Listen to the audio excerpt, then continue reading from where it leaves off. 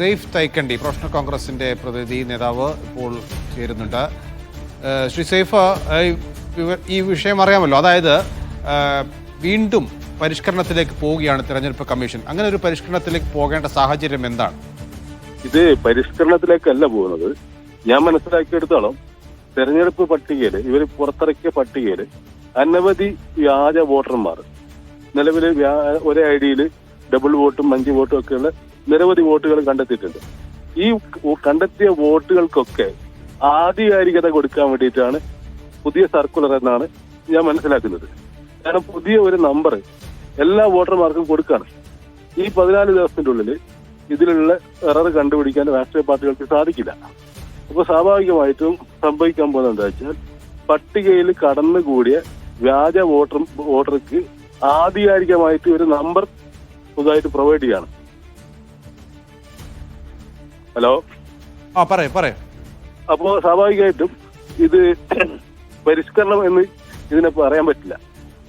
ഇത് എന്താ പറയാ, ഇതിലുള്ള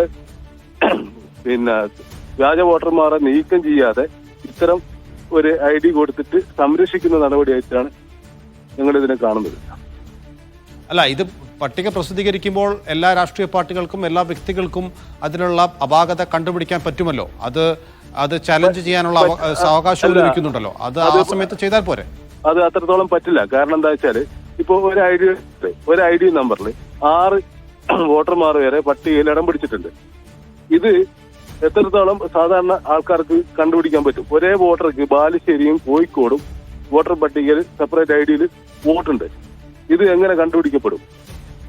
ഇത് സാധാരണ ഒരു വോട്ടർമാർക്ക് ഇപ്പൊ കോഴിക്കോടുള്ള ബാലുശ്ശേരിയുള്ള ഒരു വോട്ടർ പട്ടിക ചെക്ക് ചെയ്യുന്നതാക്കി ബാലുശ്ശേരിയുള്ള ഇത് മാത്രമേ കണ്ടുപിടിക്കാൻ പറ്റൂ. കോഴിക്കോട് കോർപ്പറേഷന്റെ കണ്ടുപിടിക്കാൻ പറ്റില്ല.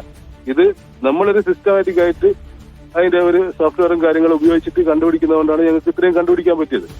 അത് എല്ലാ രാഷ്ട്രീയ പ്രവർത്തകർക്കും അത് സാധിച്ചുകൊള്ളണമെന്ന് നിർബന്ധമില്ല. ഇപ്പൊ കോൺഗ്രസിനെ സംബന്ധിച്ചിടത്തോളം തദ്ദേശ തെരഞ്ഞെടുപ്പ് അടുത്ത സാഹചര്യത്തിൽ ഓരോ ബൂത്തിനും ആളുകൾക്ക് ചുമതലയൊക്കെ നൽകിയിട്ടുണ്ടാവും. അത് ബൂത്ത് അടിസ്ഥാനത്തിൽ പരിശോധിച്ചാൽ കണ്ടുപിടിക്കാവുന്ന കേസല്ലേ ഉള്ളൂ? ഇല്ലല്ലോ. ബാലുശ്ശേരി ബൂത്തിലുള്ള ഒരാൾക്ക് ബാലുശ്ശേരി കോഴിക്കോട് കോർപ്പറേഷനിൽ വോട്ടുള്ളത് എങ്ങനെ കണ്ടുപിടിക്കാൻ പറ്റും? കോഴിക്കോട് കോർപ്പറേഷനുള്ള ആൾക്ക് കണ്ടുപിടിക്കാലോ. അവിടെ ബാലുശ്ശേരി ബൂത്തിലെ ആൾ ഇവിടെ എത്തി എന്ന് പറഞ്ഞാൽ അയാൾക്ക് കണ്ടുപിടിക്കാലോ. കോഴിക്കോട് കോർപ്പറേഷൻ എന്ന് പറയുന്നത് ഏത് നഗരപരിധിപ്പെട്ടായാലും എല്ലാ വോട്ടർമാരെയും ഒരു രാഷ്ട്രീയ പാർട്ടിക്കും എന്ത് ചെയ്യാൻ പറ്റില്ല, സ്ക്രൂട്ടിനി ചെയ്യാൻ പറ്റില്ല. പകരം നിലവിലുള്ള വോട്ടർ പട്ടിക ശുദ്ധീകരിക്കാൻ ഇലക്ഷൻ കമ്മീഷൻ വിചാരിച്ചാൽ 5 മിനിറ്റ് കൊണ്ട് സാധിക്കും. ഒരേ ഡബിൾ എൻട്രിയുള്ള വോട്ടുകളും അതായത് സെൻട്രൽ ഇലക്ഷൻ ഐ ഡി ആയിട്ട് കണക്ട് ചെയ്യും. അത് മാച്ച് ചെയ്യുകയും ചെയ്താൽ 5 മിനിറ്റ് പണിയേ ഉള്ളൂ.